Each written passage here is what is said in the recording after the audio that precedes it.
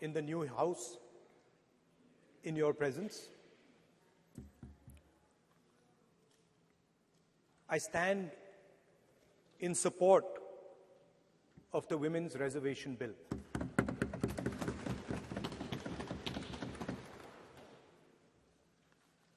Yesterday, I was listening to the discussion, and the issue of the Sengol came up. And there was a conversation, a to and fro, about the Sengol. And also a little bit about the conversation about the transfer of power from the British to the people of India.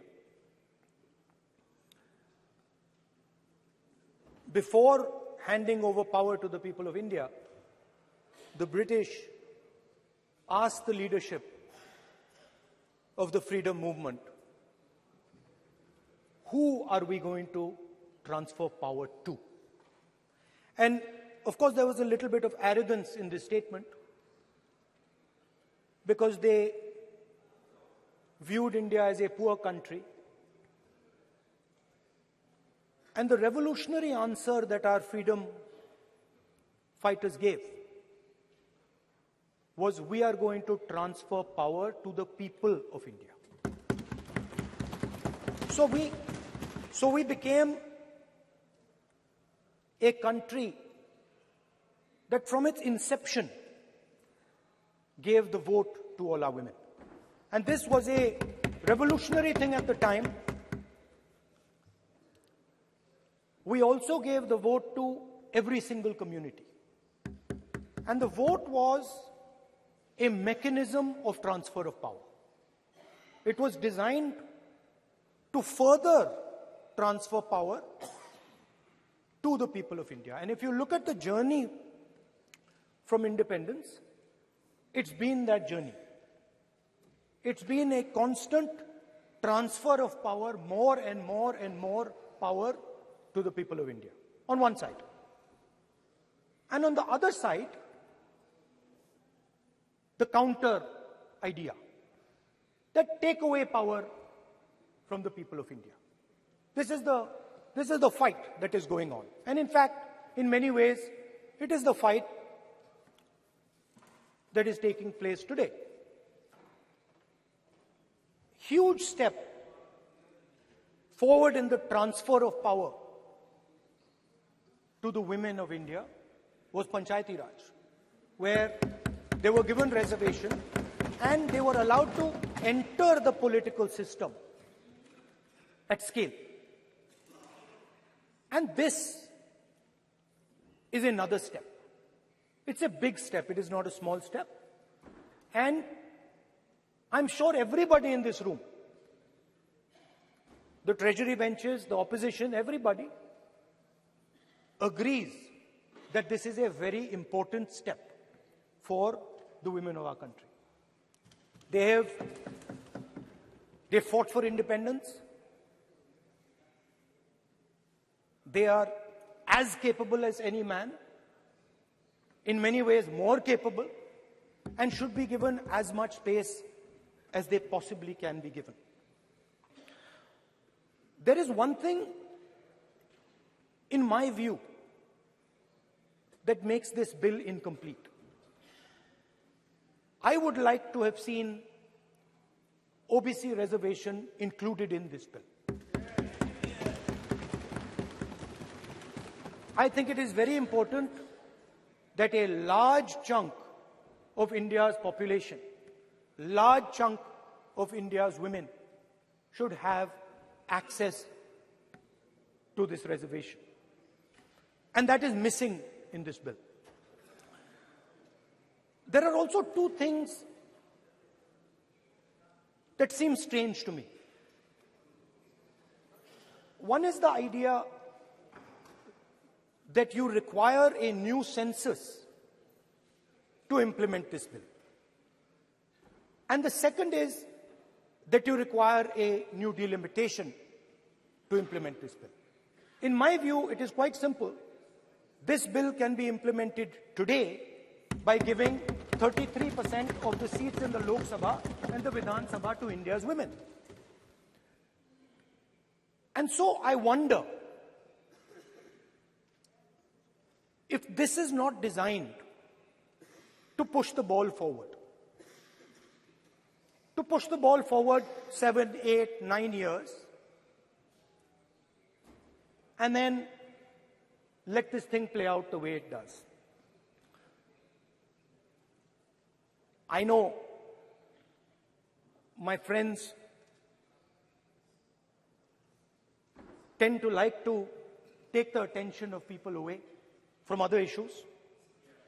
You know, there is, of course, the Adani issue, which is they always want to take the attention away.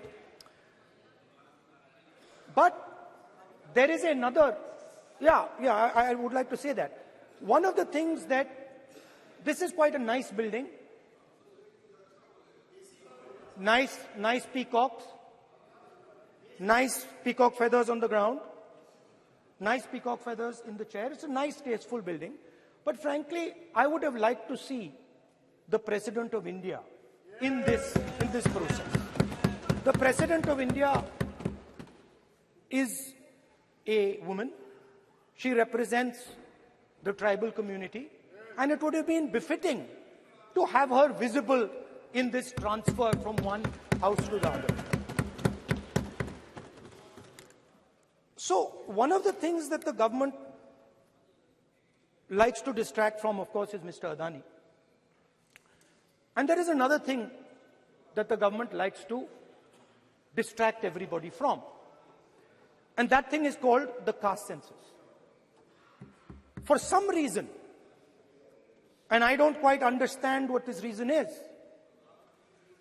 the moment the opposition raises the issue of caste census, the BJP tries to create a new distraction, a new sudden, event, so that the OBC community and the people of India look the other way. In my research for this speech, I took a look at the different institutions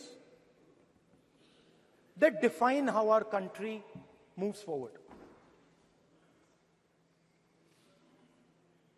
There are many. There is the Lok Sabha, Rajya Sabha, Vidhan Sabhas.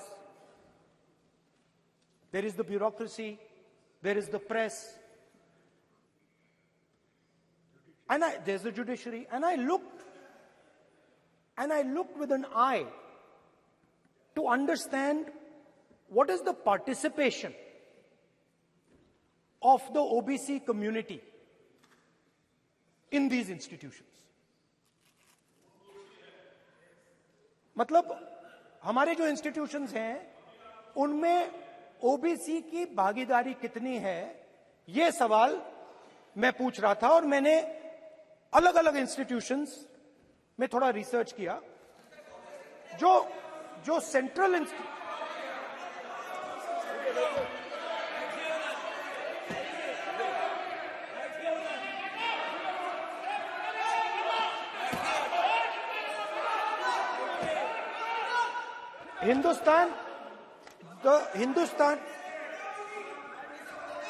the central, don't worry, don't be scared, we are discussing, डरो मत, हम caste census की बात कर रहे हैं, डरो मत. तो मैंने, I checked, simple thing I did. I said, look, what is the most important set of people in the government of India? The people who define how this country is governed. Of course, Lok Sabha and Vidhan Sabha, but beyond that, they are the 90 secretaries of the government of India. 90 people, secretaries, are responsible for managing the core of the government of India. And I asked myself the question, how many of the 90 people come from the OBC community? And I was shocked and shattered by the answer. मैंने ये सवाल पूछा कि ये जो 70 secretary हैं, 90 secretary हैं, ये जो हिंदुस्तान की सरकार को चलाते हैं, जो बजट को चलाते हैं, इनमें से ओबीसी कितने हैं?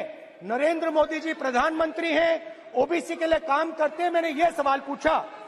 मैं आपको जवाब देना चाहता हूं, हिंदुस्तान के सेक्रेटरीज 90 में से सिर्फ 3 ओबीसी से हैं। और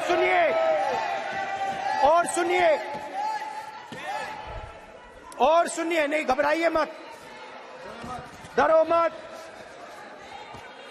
और सुनिए, ये जो सेक्रेटरीज हैं जो ओबीसी कम्युनिटी से हैं, ये हिंदुस्तान के सिर्फ 5% बजट को कंट्रोल करते हैं।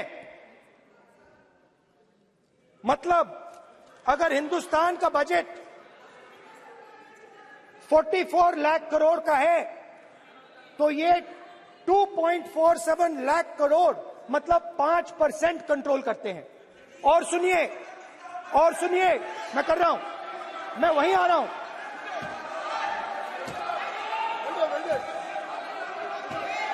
मतलब ये जो है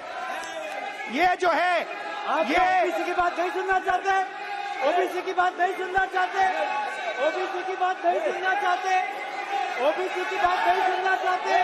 आप ओबीसी के खिलाफ हैं, आप ओबीसी के खिलाफ हैं, ओबीसी के खिलाफ हैं। आप ओबीसी के अधिकार के बारे में नहीं सुनना चाहते, ओबीसी के बारे में नहीं सुनना चाहते, ओबीसी के प्रति न्याय नहीं चाहते, ओबीसी के प्रति न्याय नहीं होना चाहिए। ये सी दे नॉट शोइंग ये जो है, हाँ, मैं माननीय सदस्यों से आग्रह करूंगा, एक मिनट रुकिए। माननीय सदस्य से मैं आग्रह करूंगा, एक तो ये महिला आरक्षण बिल है और दूसरा सभी माननीय सदस्य समान है। डरो मतो ये शब्द इस पार्लियामेंट में नहीं बोलना चाहिए।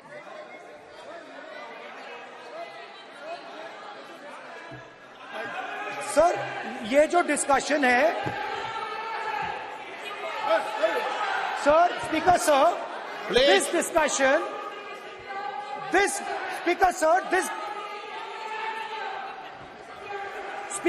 this discussion is about the transfer of power to the people of India. The women being one group of the people of India and the OBC community being another group of the people of India. And I am elaborating that the OBCs, who number a huge percentage, have 3% of the 90 secretaries of this country and control and define 5% of India's budget. This is an insult and a shame to the OBC community. ये OBC community का अपमान है। तो सवाल उठता है कि इस देश में कितने ओबीसी हैं, कितने दलित हैं, कितने आदिवासी हैं, और उस सवाल का जवाब सिर्फ कास्ट सेंसस से मिल सकता है।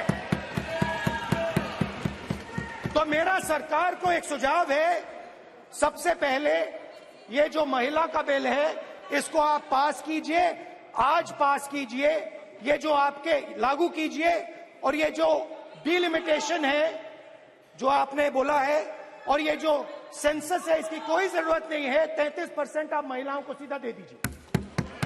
और दूसरी बात, इसको बदलिए, इसको आप बदलिए। कैमरा नहीं है सर, कैमरा नहीं है, आपको ही दिखाएंगे सर, पूरा भाषण में आपको ही दिखाएंगे। ये आप बदलिए। ये जो लिस्ट है, ये ओबीसी समाज का अपमान है। 90 लोग हिंदुस्तान के सेक्रेटरी हैं, उनमें से 3 लोग ओबीसी समाज के हैं, 5% बजट को कंट्रोल करते हैं। तो जल्दी से जल्दी आप कास्ट सेंसस कीजिए, जल्दी से जल्दी जो हमने कास्ट सेंसस किया था उसका डेटा आप रिलीज कीजिए, और अगर आप नहीं करेंगे तो हम कर डालेंगे। Thank you. माननीय गृह